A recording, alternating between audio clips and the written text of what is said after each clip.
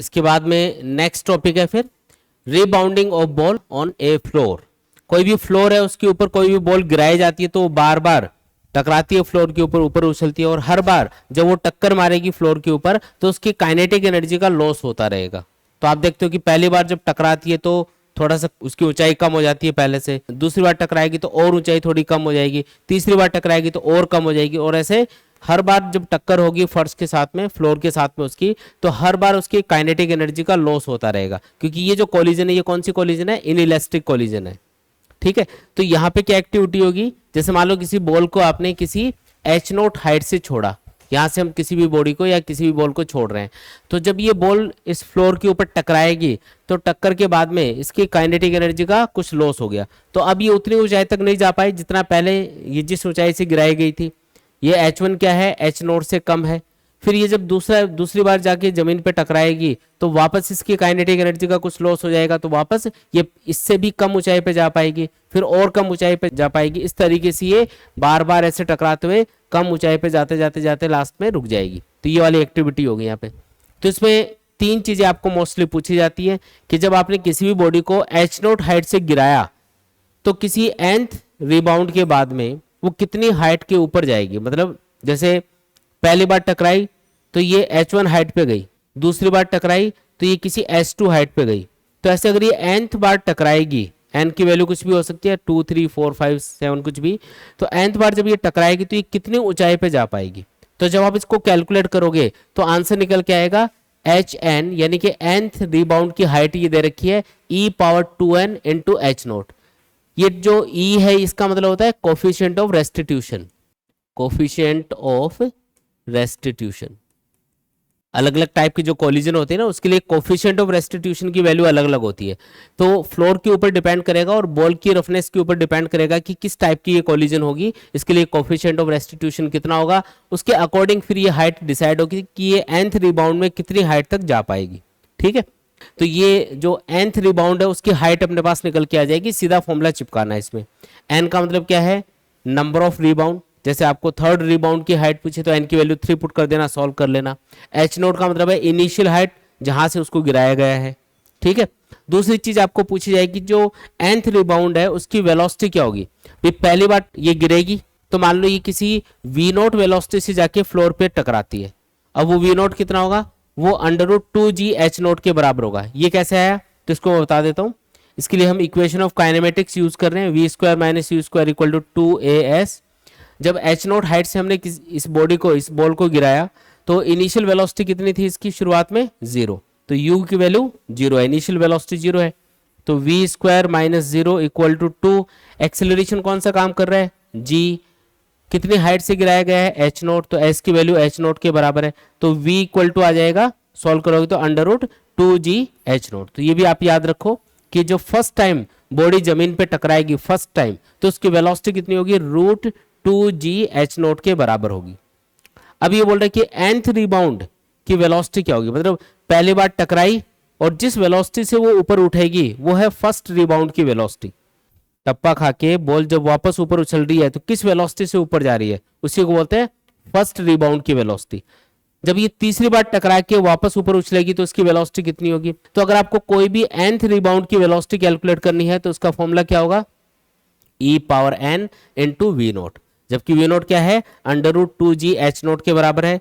अगर आपको हाइट दे रखी हो कि इतनी हाइट से हमने इस बॉल को गिराया है तो यहाँ पे वी नोट की जगह √2g एच नोट का फॉर्मूला यूज कर लेना। और अगर पहले से दे रखो कि इतनी वेलोसिटी से बॉडी टकरा रही है तो बताओ फर्स्ट टाइम टक्कर के बाद में कितनी वेलोसिटी से ऊपर उछलेगी, तो वो वी नोट यहाँ पे डायरेक्टली पुट कर देना। वी नोट क्या है, इनिशियल वेलोसिटी जिससे वो टकरा रही है फर्स्ट टाइम।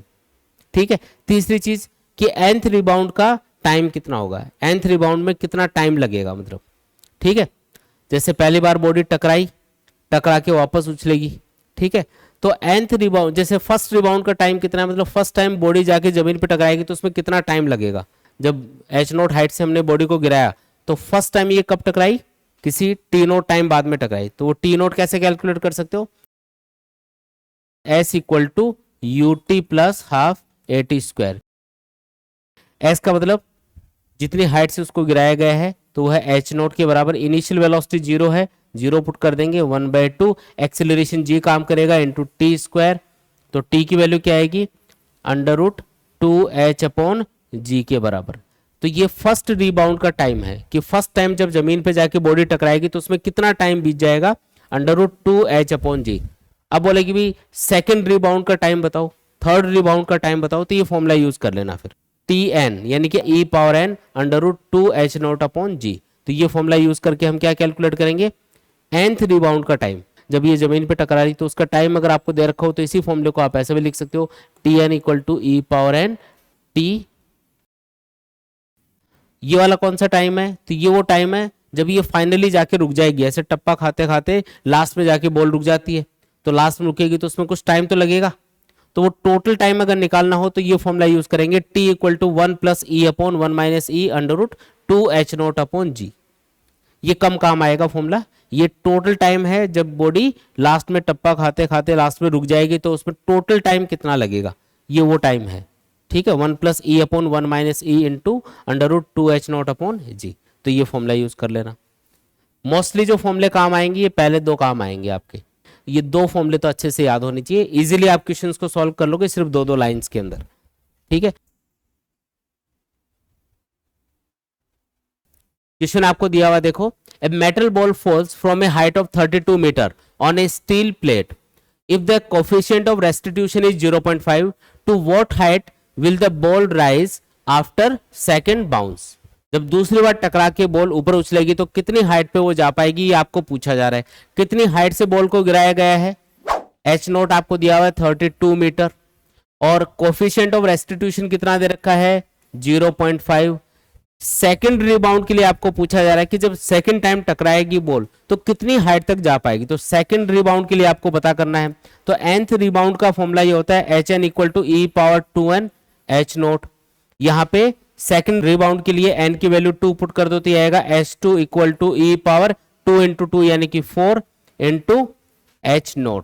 अब मैं सारी वैल्यूज पुट कर रहा हूं, e की वैल्यू है 0.5, 0.5 को 1/2 लिख रहा हूं यहाँ पे, थोड़ा सा सॉल्व करना आसान होगा इससे, और h0 की वैल्यू है 32, तो 1/2 की पावर 4 है यानी कि 1/16 बनेगा, तो आंसर क्या आएगा, 2 मीटर निकल के आएगा। मतलब जो बॉल है वो सेकंड रिबाउंड के बाद में कितनी हाइट पे जा पाएगी, सिर्फ 2 मीटर हाइट पे जा पाएगी।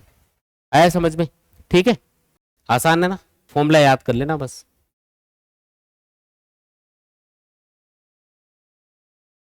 नेक्स्ट क्वेश्चन देखो, a body false on a surface of coefficient of restitution 0.6 from a height of 1 meter, then the body rebounds to a height of, मतलब फर्स्ट रिबाउंड की हाइट आपको पूछ रहा है, कितनी हाइट से इसको गिराया गया है, 1 मीटर हाइट से। तो h0 आपको दे रखा है 1 मीटर, और आपको कोफिशिएंट ऑफ रेस्टिट्यूशन कितना दे रखा है, 0.6। तो फर्स्ट रिबाउंड की हाइट आपको पूछी जा रही है, तो hn = क्या होता है, e⁻2n h0। तो फर्स्ट रिबाउंड के लिए क्या करना है, n की वैल्यू 1 पुट करनी है, तो ये आएगा, e की वैल्यू पुट कर देते हैं 0.6 × 2 × 1 यानी कि 2 आ जाएगा, और h0 कितना है 1, कितना आएगा सॉल्व करोगे तो 0.36 मीटर, इतनी हाइट पे जा पाएगी बॉल। ठीक है, तो फर्स्ट रिबाउंड की हाइट ये होगी।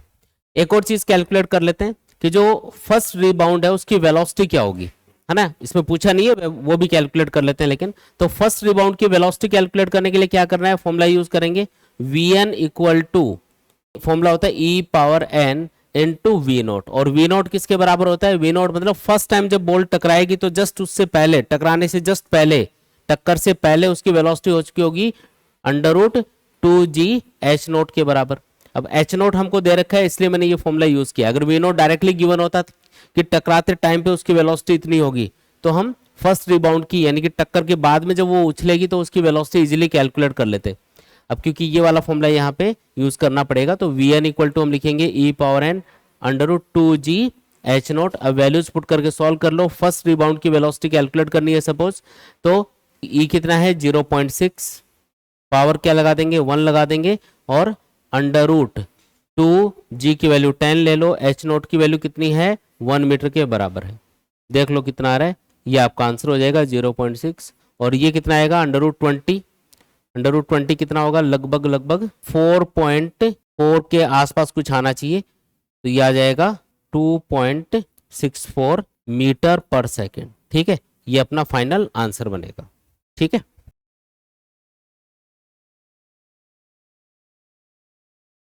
नेक्स्ट क्वेश्चन देखो, a body falling from a height of 10 metre rebounds from hard floor, if it loses 20% energy in the impact then coefficient of restitution is।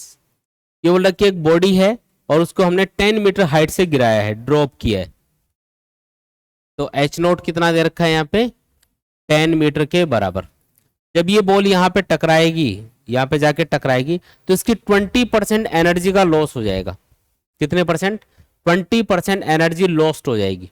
तो अगर 20% एनर्जी लॉस्ट हो गई तो ये जब वापस ऊपर उठेगी टक्कर के बाद में, तो ये पहले से 20% कम हाइट पे जा पाएगी, क्योंकि जो इसके पास एनर्जी थी वो किस फॉर्म में थी? पोटेंशियल एनर्जी की फॉर्म में शुरुआत में, ठीक है, mgh के बराबर। अब यहाँ पे जब ये टक्कर होगी यहाँ पे इस फ्लोर के ऊपर, इस बॉल की या बॉडी की, तो इसकी 20% एनर्जी का लॉस हो जाएगा। तो बाकी जो एनर्जी बचेगी वो mgh का 20% कम होगी, मतलब तो इससे 20% कम हाइट पे जा पाएगी। मतलब अभी जो एच नोट है इससे 20% कम कर दो, मतलब इसका 80% निकाल लो, ऐसे बोल सकते हो। तो 10 का जो 80% है वो 80 होता है।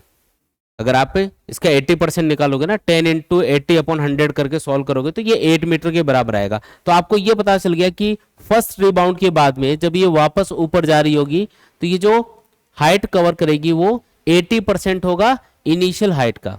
20% तो एनर्जी लॉस की वजह से कम हाइट पे ये जा पाएगी। तो इसका मतलब 10 का 80% निकाल लो, उतनी हाइट पे ये जा पाएगी, जो कि 8 मीटर के बराबर आएगा।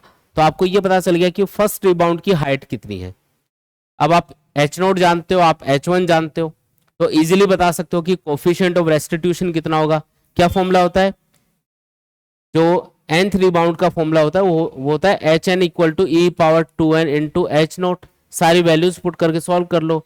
यहाँ पे फर्स्ट रिबाउंड की बात हो रही है तो H1 इक्वल टू e⁻n की वैल्यू 1 पुट करेंगे तो ये बनेगा e² into h note. Values put करो, ये है 8 metre H1, e² into h note कितना है 10 के बराबर है, ये इधर जाएगा तो e² इक्वल टू 0.8 बनेगा और e की वैल्यू करीब करीब 0.89 के आसपास आएगी। मतलब 9 से थोड़ा सा कम होगा, क्योंकि 0.9 का स्क्वायर कितना होता है 0.81, तो उससे थोड़ा सा कम आएगा, 0.9 से थोड़ा कम है। तो ये है e की वैल्यू, मतलब कोफिशिएंट ऑफ रेस्टिट्यूशन यहाँ पे 0.89 के आसपास कुछ आएगा। पहला ऑप्शन यहाँ पे करेक्ट होगा। आया समझ में? और अब तो आप ये भी बता सकते हो कि थर्ड रिबाउंड की हाइट क्या होगी, या फिर कोफिशिएंट ऑफ रेस्टिट्यूशन और एच नोट अगर आपको पता है तो जो nth रिबाउंड है उसकी वेलोसिटी क्या होगी, सब बता सकते हो। ई आ गया और एच नोट आ गया तो सारी चीजें आ गई अपने पास, ये मान के चलो आप टाइम वगैरह सब बता सकते हो आप। ठीक है, आया समझ में?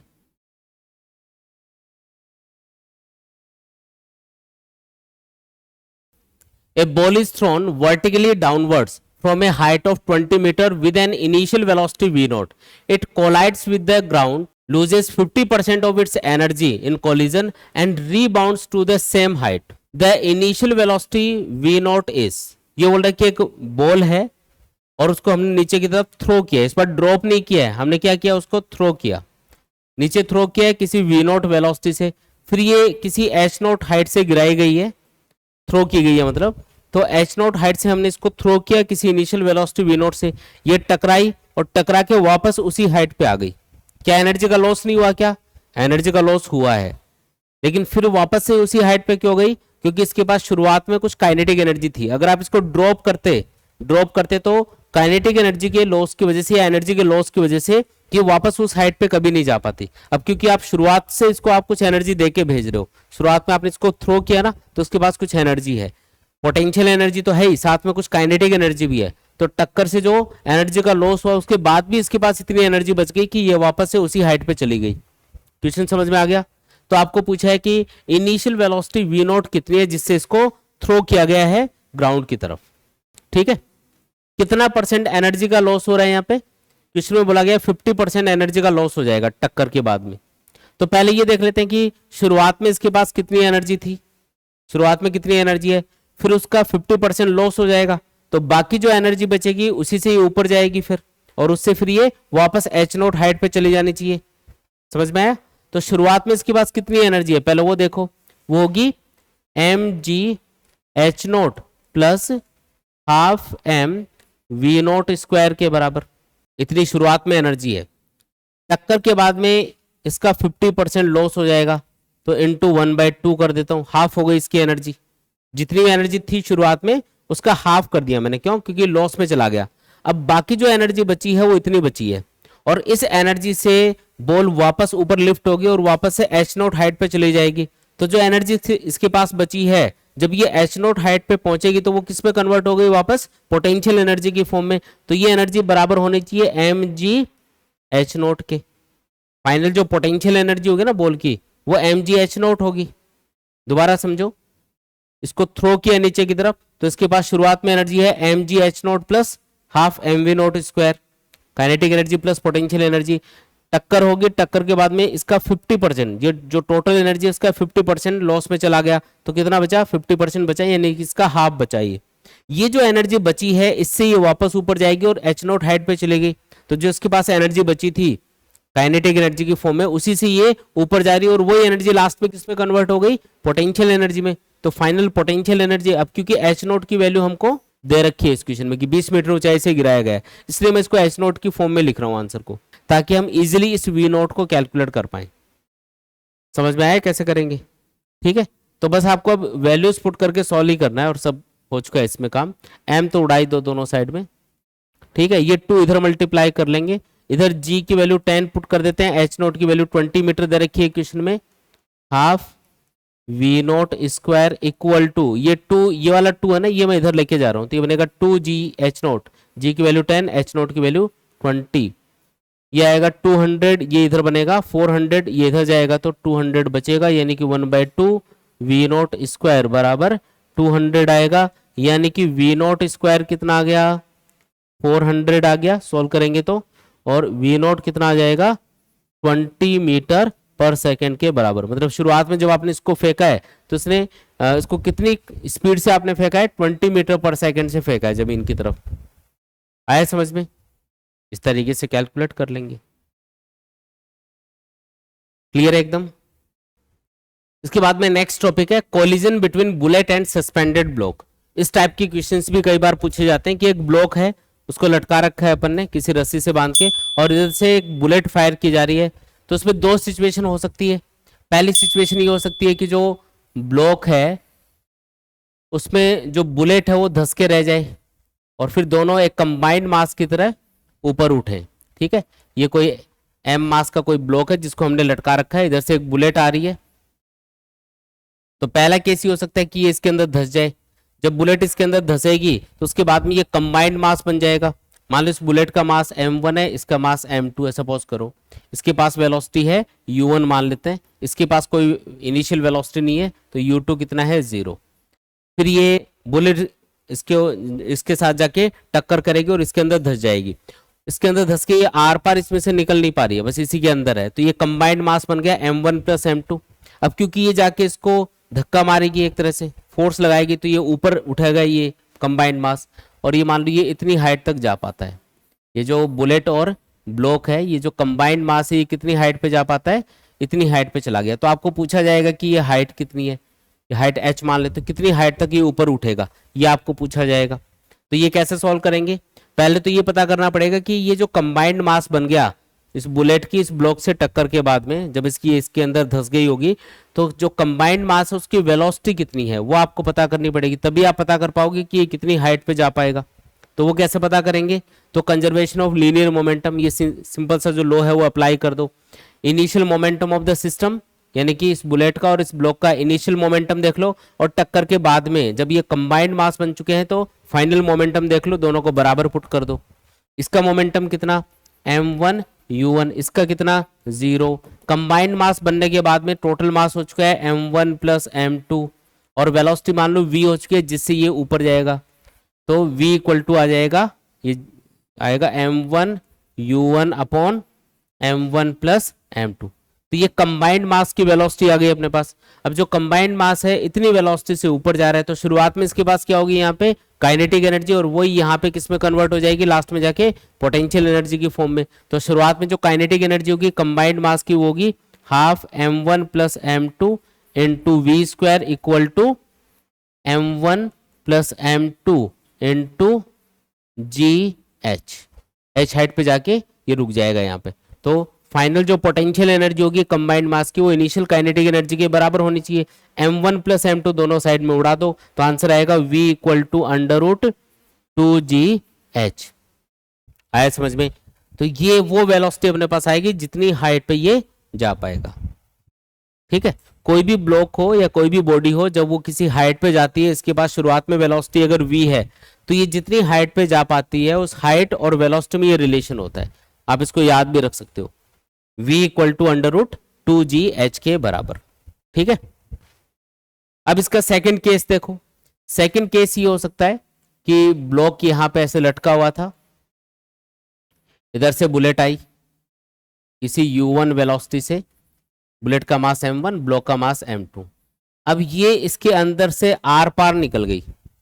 दूसरा केस क्या है, बुलेट इसको क्रॉस करके चली गई। तो बुलेट जब इसको क्रॉस करके आर पार जाएगी तो बुलेट की वेलोसिटी तो थोड़ी कम हो जाएगी, क्योंकि वो अपनी काइनेटिक एनर्जी कुछ इसमें ट्रांसफर कर देगी। तो बुलेट की वेलोसिटी कम हो चुकी है, इसकी वेलोसिटी हो गई मान लो v1। ठीक है, अब ये जो ब्लॉक है, क्योंकि बुलेट इसको धक्का मार के या इसके अंदर से आर पार बाहर निकल गई तो इस पर फोर्स तो लगाई है, तो ये ऊपर तो जाएगा ही कुछ ना कुछ हाइट तक। तो ये कितनी हाइट तक जा पाएगा ये अगर आपको बता दे तो आपको ये पूछ लेगा कि ये कितनी स्पीड से ऊपर जा रहा होगा, या फिर टक्कर के बाद में इसकी वेलोसिटी बता देगा तो ये पूछ लेगा कि कितनी हाइट पे ये चला जाएगा। इस टाइप का सा क्वेश्चन बनेगा इसके ऊपर। तो ये हाइट आपको या तो दे रखी होगी या पूछी जाएगी, उसके लिए आपको डेटा सफिशिएंट दे रखा होगा, आप इजीली पता कर लोगे। तो ये इसका दूसरा केस है कि आर पार इसमें से बुलेट बाहर निकल जाए, तब फिर पता करना हो कि ये कितनी हाइट पे जा पाएगा या फिर कितनी वेलोसिटी से ऊपर उठेगा। ठीक है, तो इसमें भी आपको conservation of linear momentum apply करना है एक तो, और उससे आपको जब ये टक्कर मार के इसमें से बाहर निकल जाएगी तो इसकी वेलोसिटी कैलकुलेट कर लेनी है। ठीक है, और उससे फिर इसके पास भी वेलोसिटी होगी टक्कर के बाद में, इसके पास भी वेलोसिटी है, तो दोनों के लिए इनिशियल मोमेंटम और फाइनल मोमेंटम देखना पड़ेगा, उसके अकॉर्डिंग बराबर करके फिर जो अननोन वैल्यूज है वो हम सॉल्व कर पाएंगे। तो ये मैं क्वेश्चंस के हेल्प से थोड़ा सा और डिटेल में आपको बता दूंगा। बाकी ये सेकंड केस हो सकता है जिसमें बुलेट टकरा के आर पार इसमें से निकल जाए तो कितनी हाइट पे ये ब्लॉक जाएगा, या फिर बुलेट कितनी स्पीड से बाहर निकलेगी, इस टाइप के क्वेश्चन आपको पूछे जाएंगे। ठीक है, तो दो ही चीजें लगेंगी इसमें, एक तो कंजर्वेशन ऑफ लीनियर मोमेंटम और एक कंजर्वेशन ऑफ एनर्जी। शुरुआत में काइनेटिक एनर्जी पोटेंशियल एनर्जी में कन्वर्ट हो जाएगी जब ये किसी हाइट पे जाएगा, और एक कौन सा लॉ लगेगा, कंजर्वेशन ऑफ लीनियर मोमेंटम। बस इसी से हम इस टाइप के सारे क्वेश्चन सॉल्व कर लेंगे। जैसे एक सिंपल सा क्वेश्चन दिया हुआ आपको, a bullet of mass 20 gram moving with a velocity of 100 meter per second strikes a wooden block of mass 80 gram and gets embedded into it. Calculate the velocity of the combined system. ये बोल रहा है कि एक कोई block है और उससे जाके एक बुलेट टकराती है और टक्कर के बाद में ये इसी के अंदर धस जाती है। जो कंबाइंड सिस्टम बना, आपको बताना है कि उसकी वेलोसिटी क्या होगी, वो किस वेलोसिटी से ऊपर जा रहा होगा। साथ में ये भी कैलकुलेट कर लेते हैं इसके अंदर कि कितनी हाइट पे वो जा पाएगा। ठीक है, वो भी हम कैलकुलेट करके देख लेंगे। तो आपको जो बुलेट है उसका मास दे रखा है 20 ग्राम और जो ब्लॉक है उसका मास दे रखा है 80 ग्राम। बुलेट की वेलोसिटी है u1 जो कि 100 मीटर पर सेकंड के बराबर है, और ये शुरुआत में रुका हुआ है तो u2 हो गया 0। टक्कर के बाद में ये इसके अंदर धस जाएगी और एक साथ ही ऊपर लिफ्ट होंगे, ऊपर जा रहे होंगे ये। तो इस तरीके से ये फाइनल पोजीशन में इसकी ड्रॉ कर देता हूँ। बुलेट इसी के अंदर है, तो आपको बताना है एक तो ये कितनी हाइट पे जाएगा ये हम बताएंगे, और दूसरी चीज क्या बताएंगे इसके अंदर कि कितनी वेलोसिटी से ऊपर उठेगा। वो दोनों चीजें हम कैलकुलेट करके बताएंगे। ये दो चीजें हम इसमें कैलकुलेट करेंगे। देखो सबसे पहले क्या करेंगे, conservation of linear momentum apply करके इस ब्लॉक का, जब ये बुलेट इसके अंदर धस गई होगी तो जो कंबाइंड मास होगा उसकी वेलोसिटी फाइंड करेंगे। तो मैं कंजर्वेशन ऑफ लीनियर मोमेंटम से लिख रहा हूँ, initial momentum of the system यानी बुलेट का मोमेंटम होगा 20 इंटू 10 की पावर -3 किलोग्राम इंटू वेलोसिटी है 100, प्लस ब्लॉक का मोमेंटम होगा, मास कितना इसका 80 ग्राम, तो 80 इंटू 10 की पावर -3 किलोग्राम में चेंज कर लिया, वेलोसिटी आपकी मतलब इसकी 0 है, इक्वल टू फिर कंबाइंड मास बन गया तो 20 प्लस 80 यानी 100 ग्राम बन गया, तो 100 इंटू 10 की पावर -3 इंटू वी। तो सॉल्व कर लो इसको, 10 की पावर -3 तो वैसे ही उड़ रहा है दोनों साइड में, तो ये आएगा 2000 डिवाइडेड बाई 100, यानी कि v की वैल्यू अपने पास आ गई 20 मीटर पर सेकेंड, यानी कि 20 मीटर पर सेकेंड से ये सिस्टम ऊपर उठ रहा होगा। अब ये कितनी हाइट पे जा पाएगा, तो उसका सीधा फॉर्मूला है जो वेलोसिटी और हाइट है, जब भी ये कंबाइंड जो मास वाला क्वेश्चन है इस टाइप का, तो v इक्वल टू होता है √2gh के बराबर। कहाँ से आया ये फॉर्मूला? तो शुरुआत में जो सिस्टम के पास काइनेटिक एनर्जी है वो यहाँ पे पोटेंशियल एनर्जी में कन्वर्ट होगी, उसको सॉल्व करोगे तो ये आंसर आएगा।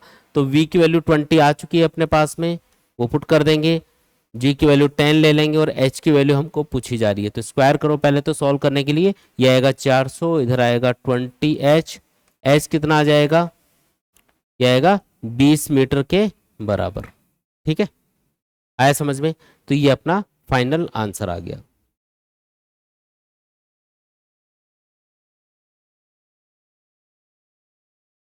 नेक्स्ट क्वेश्चन देखो, a bullet of mass 10 gram moving horizontally with a velocity of 400 meter per second strikes a wooden block of mass 2 kilogram which is suspended by a light inextensible string of length 5 meter. As a result, the center of gravity of the block is found to rise a vertical distance of 10 centimeter. जो block है वो 10 centimetre ऊंचा उठ गया उस टक्कर की वजह से। The speed of the bullet after it emerges out horizontally from the block will be. तो यहाँ पे जो बुलेट है वो उस ब्लॉक से बाहर निकल के जा रही है, तो उसकी स्पीड आपको बतानी है। इसने क्या बताया? इसने बोला कि एक ब्लॉक ऐसे लटका हुआ था, अब इधर से एक बुलेट आई, इससे टकराई और टकरा के इसमें से आर पार बाहर निकल गई। जो बुलेट है वो इसमें से आर पार बाहर निकल चुकी है, तो उसकी स्पीड पूछी है। बुलेट का मास है m1, टक्कर के बाद में उसकी वेलोसिटी हो गई v1, टक्कर के पहले उसकी वेलोसिटी थी u1, मास है m1, पहले इसकी वेलोसिटी कितनी है? 400 मीटर पर सेकेंड, टक्कर के पहले जो इसकी वेलोसिटी वो इतनी है। फिर क्या हुआ? टक्कर हुई, टक्कर के बाद में इसमें से आर पार ये क्रॉस करके बाहर चली गई, लेकिन इसको तो धक्का मारी गई ना, तो ये ऊपर उठेगा। फिर अब ये ऊपर उठेगा तो ये मान लो किसी h हाइट तक जा पाएगा, मान लो यहां तक पहुंच गया ये ब्लॉक, ये वाला जो ब्लॉक है ये इतनी हाइट तक पहुंच गया सपोज करो। तो ये जो हाइट है ये आपको दे रखी है इक्वेशन में, h की वैल्यू कितनी है? 10 सेंटीमीटर के बराबर, 10 सेंटीमीटर ऊंचा उठ जाएगा ये, और ये बुलेट इसमें से आर पार चली जाएगी। तो ये पूछ रहा है कि बताओ कि यहाँ पे जो टक्कर के बाद में जब बुलेट इसमें से बाहर निकल रही होगी तो इसकी वेलोसिटी कितनी होगी? बुलेट की वेलोसिटी पूछी जा रही है। ठीक है, क्वेश्चन समझ में आ गया? सबसे पहले क्या करते हैं, पहले ये पता करते हैं कि ब्लॉक अगर 10 सेंटीमीटर ऊंचाई पे जा पा रहा है तो इसके पास वेलोसिटी कितनी होगी, टक्कर के बाद में इसकी वेलोसिटी कितनी रही होगी ताकि ये 10 सेंटीमीटर ऊंचाई पे जा पाए। तो इसके लिए कौन सा फॉर्मूला लगाएंगे? जब भी इस टाइप का क्वेश्चन आए कि जब उसमें से बुलेट पास हो रही होगी या इसको धक्का मार के किसी ऊंचाई पे पहुंचाया जाएगा, तो जो h होगा और जो इसकी इनिशियल वेलोसिटी होगी उसमें ये रिलेशन होगा, v इक्वल टू √2gh। ठीक है, शुरुआत में इसके पास क्या होगी? Kinetic energy. जब ये ऊपर जाएगा तो मैक्सिमम हाइट पे ये पोटेंशियल एनर्जी में कन्वर्ट हो जाएगी एनर्जी। दोनों को बराबर करके ये सॉल्व करके निकाल सकते हो आप आंसर। तो g की वैल्यू कितनी है? यहाँ पे 10 है, h की वैल्यू 10 सेंटीमीटर में दे रखी है, तो मीटर में चेंज करके पुट करो, देखते हैं कितना आता है। v कितना आएगा? तो ये 2 जीरो तो इससे उड़ी गए, √2 मीटर पर सेकेंड, इतनी स्पीड आ गई। तो ये किसकी वेलोसिटी आ रही है? इस ब्लॉक की वेलोसिटी आ रही है टक्कर के बाद में। ठीक है, बुलेट से टक्कर के बाद में इसकी वेलोसिटी इतनी है जिससे ये ऊपर उठ रहा है और 10 सेंटीमीटर ऊंचाई पे चला गया। अब पूछा है कि बताओ कि इस बुलेट की वेलोसिटी कितनी है टक्कर के बाद में। तो ब्लॉक की वेलोसिटी तो पता चलेगी, टक्कर के बाद में कितनी है ना। इसको मैं v2 बोल देता हूं। वैसे v2 मतलब इस ब्लॉक की वेलोसिटी आफ्टर कोलिजन, इसलिए मैं इसको v2 नाम दे रहा हूं। ठीक है, इसको v2 लिख देते हैं यहाँ पे। ठीक है जी, टक्कर के पहले ब्लॉक की वेलोसिटी 0 थी, सिर्फ बुलेट के पास वेलोसिटी थी। तो टक्कर के पहले सिस्टम का जो इनिशियल मोमेंटम था वो था m1 u1 और ब्लॉक का मोमेंटम कितना था? 0। टक्कर के बाद में बुलेट के पास कुछ वेलोसिटी है तो इसका मोमेंटम होगा m1 v1, और ब्लॉक के पास भी कुछ वेलोसिटी है तो इसका मोमेंटम होगा m2 v2। अब ये इक्वेशन है, इसमें सारी वैल्यूज आपको पता है, सिर्फ v1 को छोड़ के पुट करके सॉल्व कर दो। m1 कितना है? 10 ग्राम, 10 इंटू 10 की पावर -3। u1 कितना है? इनिशियल वेलोसिटी कितनी है इसकी? 400 मीटर पर सेकेंड, ये 0 इक्वल टू m1 वही 10 ग्राम, 10 इंटू 10 की पावर -3। v1 आपको पता करना है प्लस m2 v2, m2 यानी ब्लॉक का मास आपको दे रखा है 2 किलोग्राम 2, और वेलोसिटी कितनी है जो अभी आपने फाइंड करी थी? √2। सॉल्व कर लो इसको, ये आएगा 4 इक्वल टू ये आएगा 10 की पावर -2 v1 प्लस 2 √2, √2 की वैल्यू 1.414, तो 2 से मल्टीप्लाई करोगे तो ये आएगा 2.8 समथिंग। तो 10⁻⁻2 V1 ये बराबर आएगा, ये उधर ले जाओ तो ये आएगा 1.2 के बराबर। तो बताओ V1 कितना आएगा, तो 1.2 डिवाइडेड बाई 10⁻⁻2, ये 10⁻⁻2 ऊपर जाएगा तो ये सॉल्व करोगे तो ये आएगा 120 मीटर पर सेकंड के बराबर। ठीक है, तो आप ये जो बुलेट है आफ्टर कोलिजन इसकी वेलोसिटी कितनी होगी, 120 मीटर पर सेकंड के बराबर होगी। बोलो आया क्या समझ में? ठीक है।